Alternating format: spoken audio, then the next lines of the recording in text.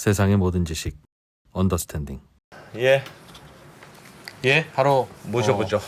해담경제연구소 해외 담당 경제연구소. 맨날 그러니까 진짜 해담이 그 뜻이냐고 물어보는 사람들도 있더라고요. 네. 왜곡하지 마세요.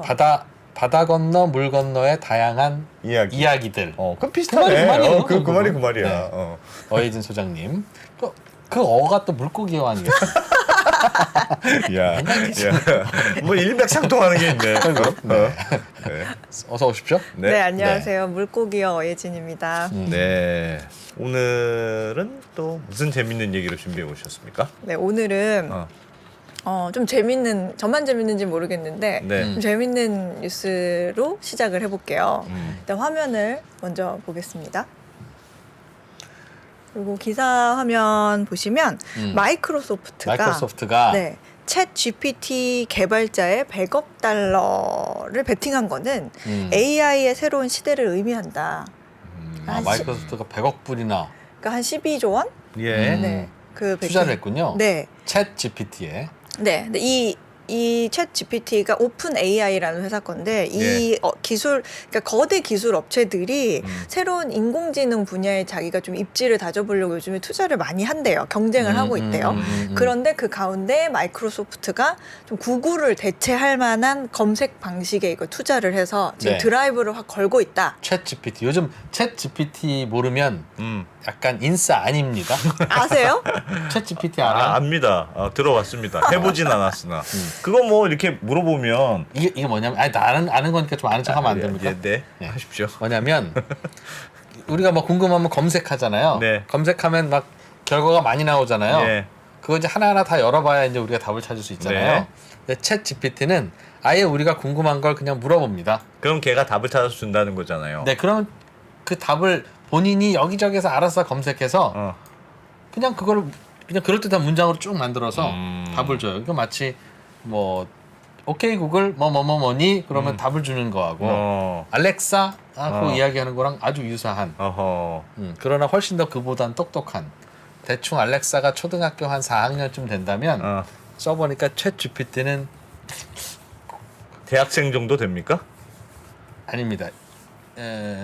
약 공부 잘하는 고1 또는 공부 못하는 고3 그 정도 느낌입니다. 그 정도 느낌입니까? 네.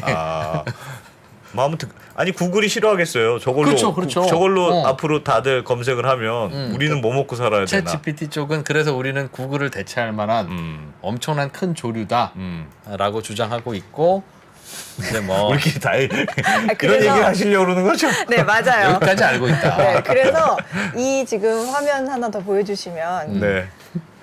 이 기사가 또 났어요. 지금 말씀하신 건데 마이크로소프트가 투자한 그 챗 GPT라는 챗봇 때문에 구글이 야 이거 우리 큰일 났다. 코드레드 비상 경영 사태를 선언했다. 예. 이런 소식도 들려왔어요. 예. 근데 이 마이크로소프트가 투자한 회사가 정확하게 뭔지를 좀 설명을 드리면 이 오픈 AI라는 회사인데 여기가 그 일론 머스크가 초기 창립자 중에 한 명이에요. 근데 지금은 이사회에서 나갔는데 예. 이 회사가 지난 12월에 출시한 AI 검색 시스템 이름이 챗 GPT, 여기 화면에 보시는 요거거든요. 예. 근데 이 GPT라는 게 그 Generative Pre-trained Transformer라는 건데, 그러니까 어떤 텍스트가 주어졌을 때 다음 텍스트가 뭐가 올지 예상을 하면서 문장을 만드는 시스템이에요. 우리가 좀 흔히 알죠. 그 구글이나 네이버에 검색어를 입력할 때 뒤에 막 따라오는 네, 거 뒤에 자동으로 따라오는 거 예. 자동 완성되는 그 예. 기술도 GPT 기술이에요. 근데 뭐 야 이런 거는 우리 뭐 기업들이나 뭐 쇼핑몰에도 챗봇 다 있는데 예. 그 뭐가 대수롭다는 거야? 라고 하신다면 그거는 착각인 게 이게 공개가 되고 나서 5일 만에 사용자 수가 100만 명을 돌파했어요. 근데 100만 명이라는 숫자는 페이스북이 100만 명을 되기까지 10개월 걸렸고요. 예. 넷플릭스는 3년 걸렸어요. 그러니까 이게 굉장히 핫한 정말 그런 건데 저도 이거를 어제 해봤거든요. 예. 근데 너무 신기하고 재밌어가지고 시간이 한참 흘렀어요. 그래서 그 검색창에 챗 GPT에 대해서 설명할 수 있는 방송 원고를 좀 써줘. 라고 했거든요. 써줬어요. 아, 써줬어요? 써줬어요. 뭐라고 써주는데? 중간중간 넣을 이미지도 알려줬어요. 예. 그래서 정말요? 이 아, 친구가 진짜요? 써준 내용을 이제 일부를 네. 그대로 읽어드리면 어. 뭐 이런 화면을 보실까요? 예. 뭐 이런 걸 넣으래요. 뭐 이런 걸 보여주래요. 아, 저런 이미지를 네, 넣어라? 네, 대충 뭐 노트북에 챗 GPT가 이제 쓰여 있는 화면 이런 걸 보여줘라. 아. 그러면서 이렇게 써줬어요. 오픈 AI가 개발한 챗 GPT는 인간의 언어를 자연스럽고 인간다운 방식으로 이해하고 대응할 수 있는 능력을 갖추고 있는데요. 단순히 사전 프로그래밍된 대응 시스템이 아니라 질문자의 맥락과 정서를 이해하고 창의적인 반응까지 만들어낼 수 있는 정교한 AI라고 보시면 됩니다. 근데 그건 너무 그 답이 한국말로 나와요? 물론 제가 번역을 했죠. 아, 영어로. 아, 저 친구는 한국말로 물어보고 한국말로 답하고 이건 아직 안 되고 네, 영어만 됩니다. 영문 영답만 되는데 굉장히 놀라셨죠. 아니, 근데 난 그 질문은 너무 예상한 질문 같아. 야, 그렇지. 사람들이 그걸 분명히 이걸 물어볼 거야. 그러니까. 그래서 어. 그럼 다시 썼어요. 챗 GPT가 앞으로 고용 시장에서 미칠 부정적인 영향이 뭔지도 원고로 써줘. 써줬어요. 그래서 화면 다시 보시면 또 이런 거 보여주래요. 이런 거 보여주면서 아무래도 뭐 제조업이나 고객 서비스 같은 산업에서 인간이 했던 많은 작업들을 자동화할 수 있을 건데 이로 인해서 수천 명의 근로자들이 일자리를 잃게 할 수 있겠죠. 근데 이러한 영향은 블루 칼라 일자리에만 국한되지 않을 겁니다. 아니 저거를 그 혹시 좀 우리가 구글을 검색하는 걸 바로 볼 수 있잖아요. 있어요. 어 소장님 그 컴퓨터에서 아니, 저게 우리 채팅창에서 한국말도 되긴 된다는 거예요. 한국말도 좀, 됩니까? 좀 후져서 그렇지. 어떻게 하는 건지 좀 하여튼 근데 고용 시장에서 어떻게 될지는 안 궁금하세요? 별로 안 궁금합니다. 그래요? 네. 그러니까 근데 뭐 기자가 없어질 수도 있대요. 관계 없어요 이제. 어차피 제가 뭐 해봐야 이제 얼마나 하겠어요. 네. 그래서 그거를 지금 제가 말씀하시는 동안 사실 좀 잽싸게 로그인을 했어야 되는데. 해보셨습니까? 저거 해봤어요? 들어가서 해봤단 말이야, 저거를? 제가 의외로 인싸입니다. 아니, 저는 항상, 들어보고 항상 하는 이런 게 고민이 있구나. 이게 왜 자꾸 언더스탠딩의 흑자 전환을 위해서는 직원을 잘라야 된다. 그럼 직원이 기계를 대신해야 되는 그렇죠. 기계로 대체해야 된다. 그래서 인력을 줄일 수 있는 다양한 방법은 제가 직접 시도를 합니다. 네. 네, 제가 지금 열심히 로그인을 하고 있는데요. 네. 네. 아, 로그인을 해야 되는군요. 네, 이게 구글 아이디가 있어야 되는데 예. 그거 뭐 하면 좋겠네요. 제가 분명히 확인을 했는데 로그인이 왜 안 되는지 아무튼 그런 거다.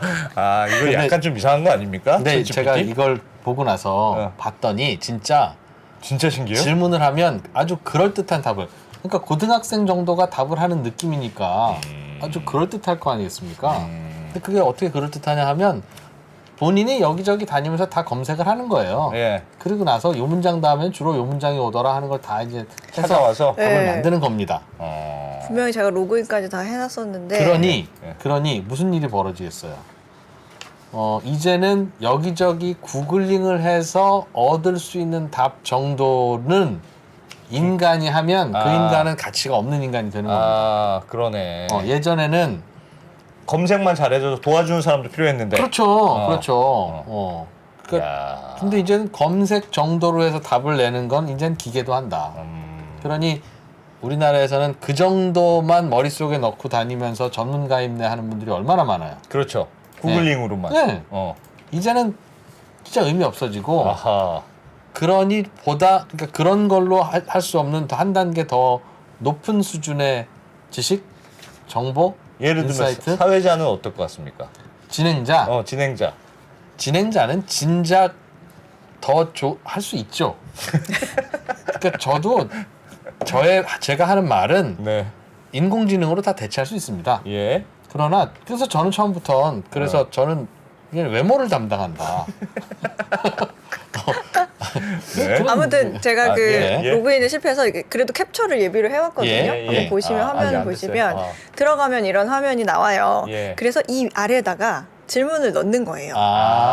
네, 그런데 이거의 특징은 답변이 좀 바보 같은 답변이 나왔다. 그럼 이제 이거를 싫어요 이렇게 누른 다음에 음. 자기가 뭐가 틀렸는지 수정 반영을 해줄 수가 아하, 있어요. 아하. 아, 그러면 더 똑똑해지는 거예요? 그렇죠. 더 학습이 되는 거예요.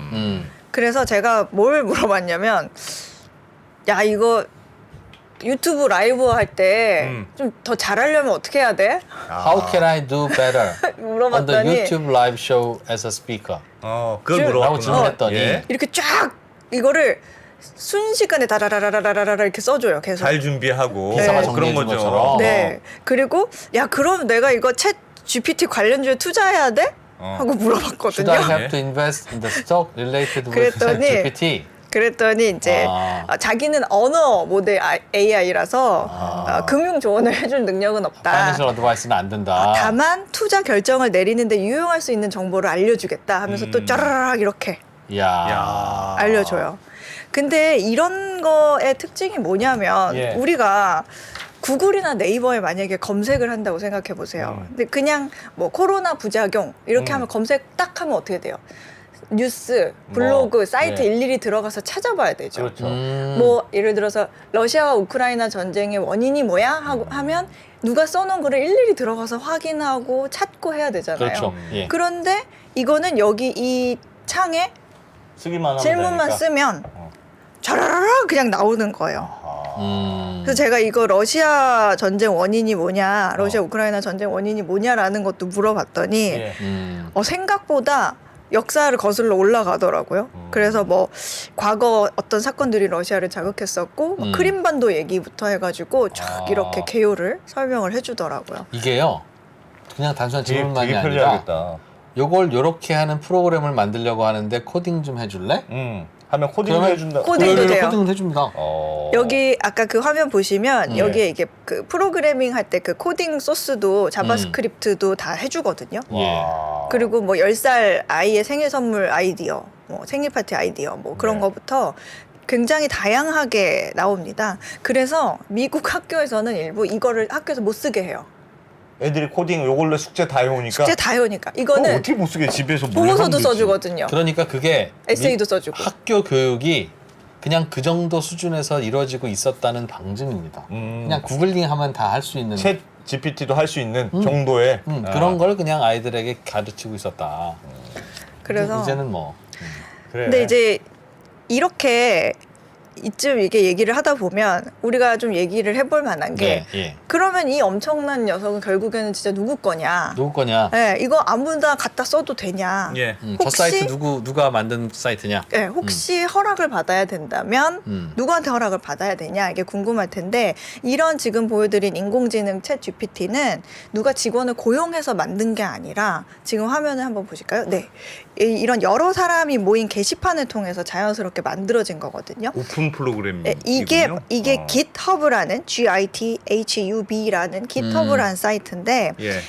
이런 소프트웨어를 짜줘 하면 뚝딱 짜줄 수 있는 거는 이런 이 사이트에 뭐 기초적인 소프트웨어 덩어리들을 개발자들이 공짜로 쓰라고 여기 올려놔줬기 때문이에요. 개발자들이 네, 뭐 만들면 그러니까 예를 들면 무슨 앱 하나 만들어 놓으면 이 앱 만든 걸로 조금 다른 거 변형하는 건 쉽잖아요. 그러니까 이런 거를 그러니까 덩어리들을 그냥 쓰라고 올려놓으면 이건 이거 갖다 쓰고 이거 갖다 쓰고 하면 내가 할 일이 굉장히 줄어드니까. 그렇죠. 근데 나중에는 뭐 이런 것도 가능하겠죠. 다른 예로 뭐 이런 그림을 그려줘라고 하면 전 세계에 퍼져 있는 이제 무료로 배포되는 이미지들을 쫙 다 수집을 해서 이거를 만들어줄 수도 있는 거고. 소장님 앞으로 준비하시는데 굉장히 편리하실 것 같습니다. 이거 좀 찾아줘. 쥐약. 저 진짜 그 프로그램 봤어요. 예를 들면 원숭이가 말을 타고 있는 그림을 그려줘 라고 하면 전 세계에 있는 이미지에서 원숭이 이미지, 말 이미지 뭐 타고 있는 이미지 만들어서 원숭이가 말 타고 있는 이미지를 수십 개를 보여줍니다. 그러니까 근데 나는 그림을 잘 그릴 필요가 없는 거예요. 그냥 만들면 되니까. 그럼 말 위에 뭘 넣을지만 결정하면 되는 거네. 그렇죠. 원숭이로 할지. 네. 뭐로 할지. 그래서 만화가도 이제는 조만간 야. 슬램덩크처럼 만화를 그려줘. 그럼 그려줄까? 가능할 수 있죠. 네. 근데 이게 이런 거는 마치 이런 거예요. 마치 그 네이버 중고나라를 누가 만들었어? 라고 한다면 그동안 거기에 중고 물품 올린 사람들이 하나하나 만들어낸 거랑 비슷한 건데 예. 근데 네이버 중고나라 그래서 누구 건데? 하면 네이버 누구 거죠. 거예요? 저 결국에 처음에 그 게시판을 만든 사람이 있을 거 아니에요. 예. 그리고 그것처럼 이제 이 챗 GPT처럼 처음에는 비영리 동호 집단이었는데 뭐 공짜로 이렇게 올려놨던 그런데 중간에 투자가 필요해서 뭐 마이크로소프트가 투자를 했고 그래서 지금 마이크로소프트가 일부 가지고 있고 최근에는 이 챗 GPT를 만들어낸 그 오픈 AI라는 연구기관에 100억 달러 투자했다고 아까 기사 보셨잖아요. 마이크로소프트가 투자했다고. 네, 근데 이 마이크로소프트가 투자를 마친 후에 이 오픈 AI의 가치가 290억 달러가 됐다. 더 늘어났다. 290억 달러에서 100억을 그러니까 마이크로소프트가 대주주인 거예요. 그러네요. 맞아요. 근데 제가 여기 투자 조건을 좀 찾아봤거든요. 예. 보니까 이 투자금을 회수할 때까지 오픈 AI에서 나오는 수익의 75%를 가져간다. 마이크로소프트가. 그리고 그 이후에는 지분율을 49%를 갖는다. 마이크로소프트가. 네. 야, 완전 대주주네. 그다음에 마이크로소프트의 검색 엔진 있죠. 네. 빙이라고 해요. 어. 그거 그다음에 오피스 프로그램 있죠. 예. 뭐 이메일 있죠. 여기에 이 기술을 적용한다. 적용할 수 있다. 적용할 수 내가 있다. 갖다 쓸 수 있다. 네. 근데 만약에 이게 진짜 적용이 되면 어. 지금 빙 시장 점유율이 한 3.5% 되거든요. 예. 구글이 한 92% 되고 예. 다 빙으로 할 거다 이거 이거죠. 어떻게 될지 모른다. 빙의에도 들어간다 이거죠? 이야. 와, 진짜 구글이 놀랄 놀자겠네. 나는 그럼 마이크로소프트 거구나. 그렇죠. 저는 그러면 챗 GPT한테 물어보고 싶은 게 있습니다. 뭐예요? 챗 GPT의 마이크로소프트는 어떻게 생각하니? 챗 GPT의 정무적 감각을 한번 테스트하고 싶어요. 어. 빌 게이츠가 바람 피워서 이혼한 것에 대해서 너는 어떻게 생각해?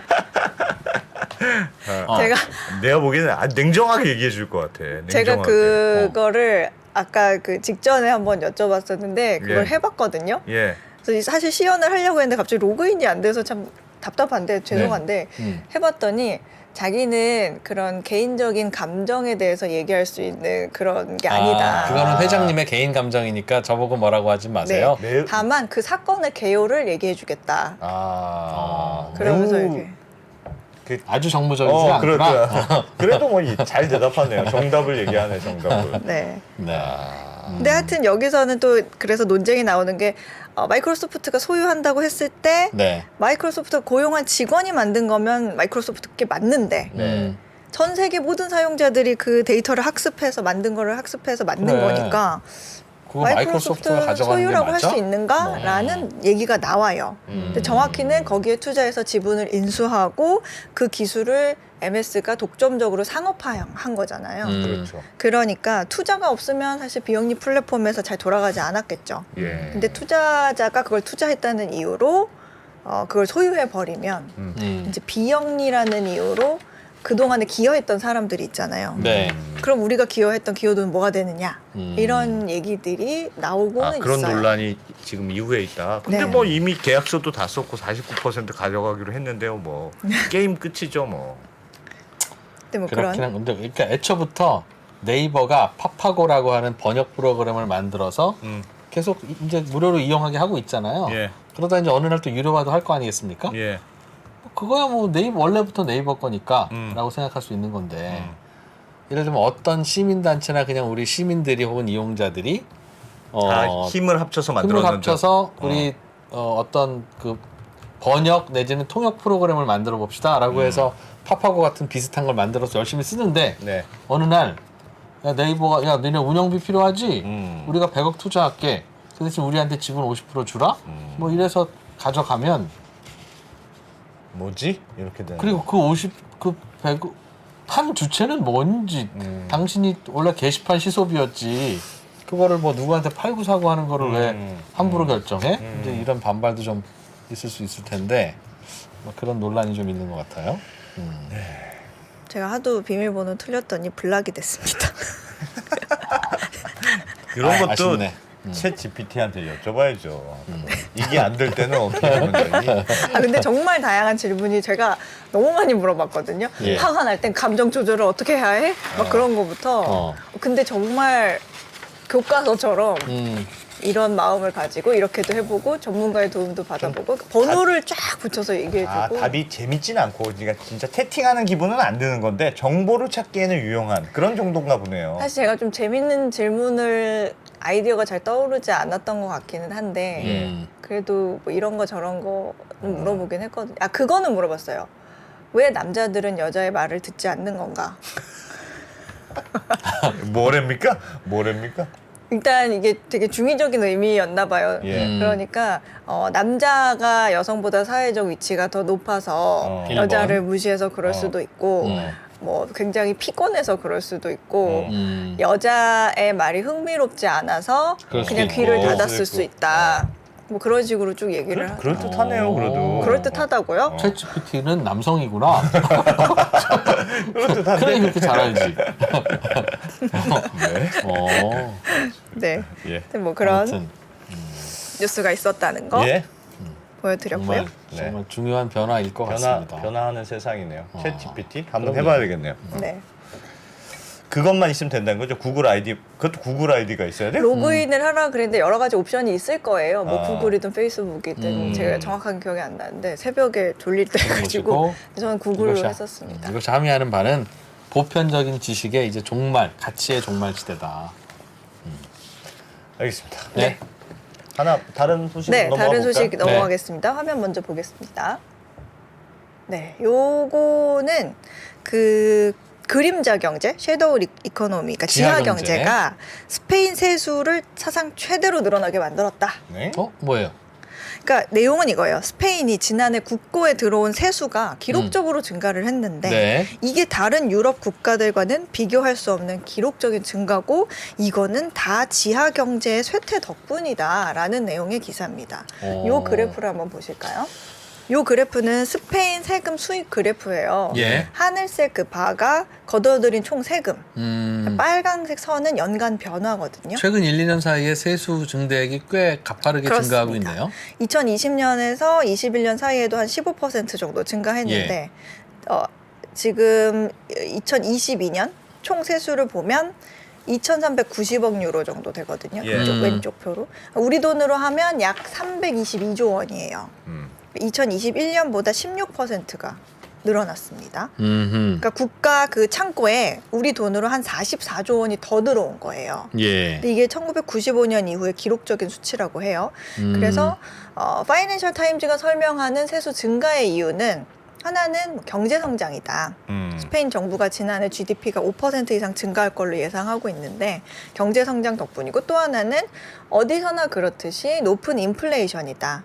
그런데 파이낸셜 타임즈 조사에 따르면 2021년 그 스페인 세수의 상승폭이 인플레를 감안하더라도 뭐 프랑스라든지 독일이라든지 뭐 이탈리아 그런 증가폭을 웃돌았대요. 예. 그래서 경제학자들이 이것과 다가 아닌 것 같은데 그럼 어떤 요인들이 스페인 세수를 늘어나게 했을까라고 찾아본 결과 지하 경제의 변화 때문이다라는 결론을 이끌어냈는데 예. 이게 무슨 말이냐면 시골의 농장이라든지 아니면 뭐 관광업이라든지 건설업 등에서 법적으로 계약 없이 비공식적으로 고용한 사람들 있죠. 예. 아니면 현금 수입을 신고하지 않은 뭐 그런 사람들 배관공이라든지 있죠. 예. 뭐 식당 종업원이라든지 그런 사람들을 다 아우르는 그 사람들, 그러니까 오피셜한 연금이라든지 뭐 고용 정보에 등록되지 않은 그래서 세금을 안 내는 이런 지하 경제에 있던 사람들이 원래는 스페인이 이 지하 경제 규모가 적지 않아서 굉장히 고민거리였는데 네. 코로나를 계기로 이제 스페인 정부가 여기도 지원금을 뿌렸잖아요. 예. 근데 지원금을 받으려는 사람들이 법적으로 이게 등록이 안 돼 있으면 공식적으로 등록이 안 돼 있으면 못 받잖아요. 아하. 그러니까 갑자기 등록을 하는 거예요. 와. 그거 받으려고. 수면 위로 올라오는 저 겁니다. 사실은 1년에 5천만 원이나 벌었어요. 네. 아직 세금을 안 냈을 뿐이지 진짜예요. 라고 하니까 이제부터 그래요. 그러면서 이제 그게 맞죠. 수입에 따라서 지원금이 그렇죠. 그래서 결정되니까. 고용주도 이제 합법적으로 뭐 계약을 하고 뭐 업체도 이렇게 신고를 하면 예. 어려울 때 정부 지원금을 받을 수 받을 수 있으니까 있으니까 이제는 이렇게 수면 위로 한다 올라오는 이거죠. 거예요. 아, 재밌네. 네. 요 표가 그걸 보여주거든요.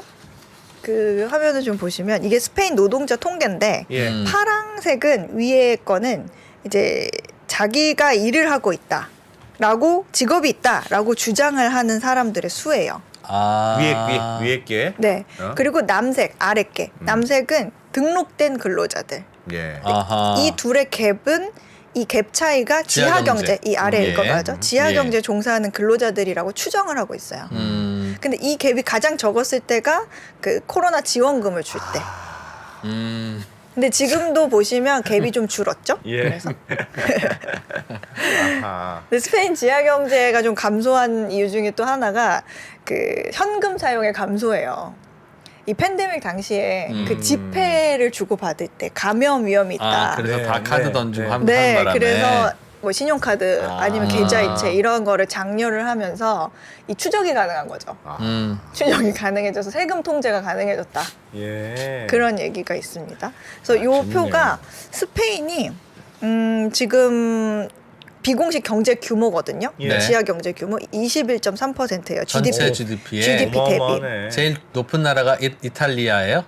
그건 아니에요. 제일 높은 나라는 사실 전 세계로 봤을 땐 따로 있는데 유럽에서만 제가 유럽에서는 지금 한 이탈리아. 거거든요. 네. 더 올라가면 더 있습니다. 유럽에서도? 네, 한 뭐 70%까지 되는 곳이 아프가니스탄이었던 그쪽부터 해가지고 아니, 유럽에서.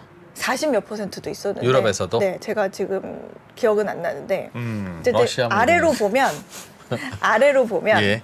이 표를 다시 보여주시겠어요?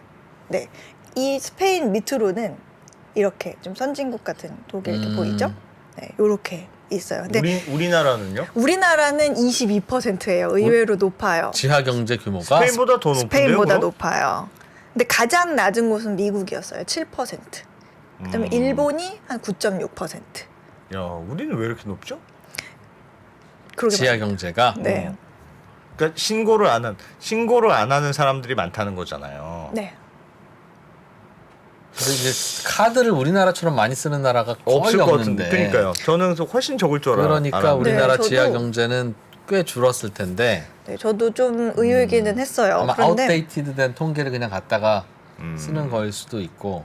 근데 사실 우리나라 GDP 규모가 스페인보다 높거든요. 우리나라가 한 10이면 스페인 한 14위 정도 되거든요. 예. 근데- 그래도 네. 전 퍼센트니까. 근데 네. 지하 경제를 어떻게 데피니션 하느냐에 따라 다른데 네. 실제로는 종업원이 식당에서 오후 3시쯤 되면 이제 브레이크 타임 하고 이제 밥 먹잖아요. 예. 그거 종업원한테 밥값 안 받지 않습니까? 숙식 제공 이러고 나서 월급은 적은 보통 이렇잖아요. 근데 그게 지하 경제라는 거예요. 그러니까 제대로 말하면 식당에서 식당 종업원도 오후 3시에 밥 먹는 건 좋은데 그 식당에서 먹을 거면 그 식당에다 돈 10,000원 내고 내고 해야 되는데. 부가세도 내고 그리고 그렇게 번 돈 식당 주인은 또 세금 내고 그리고 그럼 그 밥값만큼은 월급은 더 줘야 되죠. 그러니까 그렇게 저렇게 해서 다 돌아가야 되는 걸 이제 그걸 다 이제 서로 퉁치는 게 다 지하 경제니까 그런 거 다 더하면 네. 뭐 높다 하는 얘기도 얼핏 듣기는 했습니다. 근데 스페인이 이렇게 세수가 늘어도 공공부채가 많아가지고 예. 뭐 재정 적자는 예상이 되고 있어요. 근데 우리나라도 이제 경제 규모가 우리나라 좀 높지만 예. 비슷하다 그래요. 우리나라도 보니까 지난해 국제 수입 374조 원, 50조 원 더 거쳤다. 예. 근데 그래도 우리도 재정 수지 적자다. 이런 얘기가 있네요. 네. 그렇군요. 네. 하나만 더 볼까요? 네, 하나만 더 예. 보겠습니다. 예. 또 재밌는 얘기인데요. 요 기사 화면 먼저 보겠습니다. 요 기사 화면 뭐냐면 두바이 부동산 판매 기록을 올리는데 도움을 주는 러시아 러시안 바이어가 네. 러시아 사람들이 두바이 가서 부동산 쇼핑을 하고 있다. 네. 왜 러시아? 지난해 두바이 부동산 거래가 전 세계 다 안 좋았잖아요. 지난해 두바이 부동산 거래가 사상 최고치를 기록했는데 예. 이 표를 보시면 부동산 거래 가치거든요. 근데 이게 연도별인데 지난해가 두바이에서 한 2,080억 디르함, 그러니까 우리 돈으로 하면 70조 원이 넘는데요. 네. 2021년 대비 거의 한 80% 증가했어요. 거래가. 네. 네. 근데 이게 현지 부동산 중개사 인터뷰가 이 기사에 실렸었는데 최소 1,000만 달러, 그러니까 124억 원 상당의 초호화 주택이 그 지난해만 200채가 넘게 팔렸다. 그러니까 2021년 구매 건수의 2배 이상이다. 그래서 말 나온 김에 그 집들이 어떤 집인지 좀 보자. 예. 근데 여기가 팜 주메이라라는 우와. 인공섬인데 예. 고급 주택들이 쫙 이렇게 있어요. 예. 그리고 여기가 진짜 이 제일 핫한 아파트이자 호텔인데 예. 요거거든요. 팜 주메이라라는 인공섬의 새로운 랜드마크예요. 이 아틀란티스 로얄 호텔 겸 레지던스인데 이야. 이거 쌍용건설이 공사했대요. 네, 끝내주네. 네, 일부는 호텔, 일부는 아파트인데 예. 이 펜트하우스예요. 여기가 여기 펜트하우스. 거실이에요 여기. 네, 진짜. 거실? 네, 거실입니다. 와. 야. 그래서 3층짜리인데 야. 펜트하우스만 예. 한 채가 이게 한 300억대 된대요. 문 열고 나가면 저런 건데 300억밖에 안 해요? 되게 통이 크시네요. 아 진짜 우리나라도 비싼 집은 비싸거든요. 근데 아니 저 우리나라 정도면- 아파트 꼭대기에 있는 강 보이는 예, 펜트하우스가 예. 100억 넘어요. 맞아요. 근데 야 3층이나 그리고- 되고 저런 뷰인데 네. 300억이면 싼 것 같은데? 근데 최고가를 작년 여름에 매매가 된 게 625억 이 예. 정도가 있었다고는 했어요. 그럼. 그리고 또 사진을 보시면 요것도 뭐 호텔 겸 아파트 펜트하우스인데 여기 펜트하우스 발코니예요. 발코니가 끝내준다. 우리 집보다 커요. 예. 야. 근데 여기는 이제 단독 주택인데 이게 빙 둘러서 한 채예요. 빙 둘러서 한 몇 채. 명이서 살까? 그게 궁금하다. 이거는 200억. 여기는 200억. 제가 부동산 사이트 가서 찾아온 건데. 집에서 애들 부를 때는 휴대폰으로 전화해야 되네. 야 어딨냐? 그럼 방에 있어요. 어떤 방? 아 제가 얼마 전에 예전에 50평으로 이사 간 분 설명 들었는데 네. 애들 부르면 얘들아 나와라 이 소리 지른다는 거예요. 진짜 부러웠는데. 이걸 보면서 어. 내가 대학 시절에 같은 과였던 모하메드랑 잘해봤어야 되는데 내가 두바이로 시집을 갔어야 되는데 야. 그 생각이 들었습니다. 근데 두바이 부동산이 왜 이렇게 호황이었냐? 예. 두바이 경제 3분의 1이 부동산 부문이거든요. 음. 근데 이제 대부분은 금리 오르고 경제 전망 어두우니까 주택가치 떨어진 것과 굉장히 역행한 거잖아요. 근데 코로나를 생각보다 잘 통제하던 곳이 두바이예요. 그래서 코로나 규제를 다른 나라보다 조금 빨리 풀었어요. 예. 그게 또 매력 요인이 됐고 아랍에미리트가 그간에 사우디가 경쟁자로 부상을 하면서 본인들이 중동 지역의 최고의 그 비즈니스 중심지로 굳히겠다. 네. 우리가 굳히게 해야 된다. 그러면서 사회적 규제를 완화했죠. 그리고 뭐 법을 좀 풀어준 이후에 이제 유럽인들은 좀 세금을 적게 내고 싶은 그리고 뭐 아시아인들은 락다운 이 봉쇄를 좀 피해서 가고 싶은 그런 부자들이 크게 늘었다 그래요. 근데 무엇보다 눈에 띄는 거는 요 화면을 보시면 러시아가 두바이 부동산의 비거주자 구매자 상위 순위가 예. 러시아 사람들. 아 두바이 부동산 그러니까 새 끼고 사놓고 오지는 않는 비거주자가 네. 1등이 러시아인. 그다음에 뭐 영국, 인도, 이탈리아 이렇게 있는데 이 거의 거래의 70% 이상이 현금이래요. 네. 근데 중국은 이제 엄격한 제로 코비드 때문에 예. 5위권으로 5위권 밖으로 밀려났고 근데 음. 러시아인들이 왜 이렇게 여기에서 집을 샀느냐 이제 전쟁 이후에 자기들 자산의 피난처를 찾은 거죠. 겉핏하면 푸틴이 뺏으니까. 네, 그리고 현금 들고 두바이로 온 건데 러시아인들에게 몇 안 되는 피난처 중 하나가 두바이예요. 비자 취득도 쉽고 네. 그다음에 제재도 별로 없고 예. 그리고 재산 압류 위험도 낮고 그리고 무엇보다 두바이 사람들이 조금 반 러시아 감정이 상대적으로는 조금 적대요. 왜 그럴까요? 그건? 그러게 말입니다. 그래서 러시아인들 주택 구매가 거의 2배 넘게 급증을 했어요. 그리고 러시아는요 부동산이 익명으로 구매가 가능해요. 아. 네. 그래서 부동산 거래 신고를 할 때 미공개 사항이에요. 그런 나의 신원 정보가. 예. 그래서 주택 시장에서 이렇게 얻는 이익이 너무 크니까 두바이 정부도 이거를 규제를 좀 한다거나 감시를 할 필요성을 못 느끼는 거예요. 그러니까 러시아인들에게 굉장히 매력적인 투자처로 다가온 결과다. 그런 게 야. 또 있습니다. 음. 그리고 요즘에 이제 뭐 10년짜리 거주 그 비자를 제공하고 있어서 많은 사람들이 두바이. 네 가고 있다고 합니다. 자산가들이 또 암호화폐로도 결제가 되잖아요. 아 두바이는 그런 거요? 네 집을 살 때. 야, 두바이 이게 규제를 없앤 게 참 규제를 없애니까 이 돈 저 돈 막 들어오는 거군요. 그러니까 두바이가 그거 아니면 왜 먹고- 가겠어요 우리가? 먹고 살기가 없으니까 그렇죠. 집이 좋잖아요. 집 어. 그런데 음. 집, 그래도 집- 더 올라나? 집도 좋은 게 좋지만 예. 진짜 좋은 집은 그냥 사랑하는 사람과 같이 사는 집이 제일 좋은 집이에요. 왜 갑자기 훈훈한 마무리로. 아니, 진짜로. 자기 혼자만 좋은 사람 되려고. 그러니까 예를 들면 저런 데서 나 혼자 살잖아요. 예. 전 며칠은 좋아요. 좋아. 며칠은. 저는 좋아요. 그러나 살다 보면 그런 게 있습니다. 그러니까 좋은 집일수록 네. 그 집을 같이 나누는 가족들하고는 사이가 안 좋을 경우들이 꽤 있어요. 그래서 대개는 이제 아니 제가 봤을 때 좁은 그래도 집이지만 집이 넓으면 사이는 좋아질 수도 있을 것 같아. 싸우면 이렇게 각자 이렇게 멀리 안 보이는 데로도 좀 피해 있고. 뭐 그런 면도 있긴 있죠. 그러면 타닥타닥 붙어 있어 보십시오. 맨날 싸우게 됩니다. 아니 그래서 우리나라 집은 너무 좁긴 좁아. 네. 그러나 뭐 좋은 집이 뭐 그렇게 꼭 그런 거는 아니더라. 알겠습니다. 알겠습니다. 많이 이제 다 누구누구랑 같이 사는 집이 최고의 집이다. 다들 올리고 계시죠? 예. 그런 겁니다. 네. 알겠습니다. 좋은 사람과 같이 먹는 음식이 그러면 제일 이렇게 해야 좋은 돼. 음식. 사랑하는 사람과 넓은 집에서. 그게 제일 좋겠네. 그러니까 사랑하는 사람과는 넓은 집에서 살든 좁은 집에서 살든 차이가 별로 없어요. 네. 사랑하는 사람이 아니니까 집이라도 좋아야 된다는 생각으로 다들 이제 아하. 좋은 집을 찾아서 가는 거죠. 알겠습니다. 생각해 보세요. 예를 들면 머릿속에 떠오르는 여성 연예인 있을 거 아니겠습니까? 예. 그분과 같이 산다고 생각해 봐요. 집이 원룸이든 지하든 무슨 상관이 있겠습니까? 상상을 해보세요. 제 말이 이제 이해가 되죠? 예. 그렇지. 그리고 이제 떠오르는 다른 분을 생각해 보세요. 네. 그분과 100평짜리 집에서 산다고 생각해 봅시다. 둘이. 알겠습니다. 100평이 위로가 되겠습니까? 알겠습니다. 그런 이야기다. 네, 그런 이야기. 저는 다른 얘기 안 했습니다. 네. 각자 여러분의 상상인 겁니다. 네. 해담경제연구소 어이진 어이진 소장님 소장님. 고맙습니다. 고맙습니다. 네, 감사합니다. 네.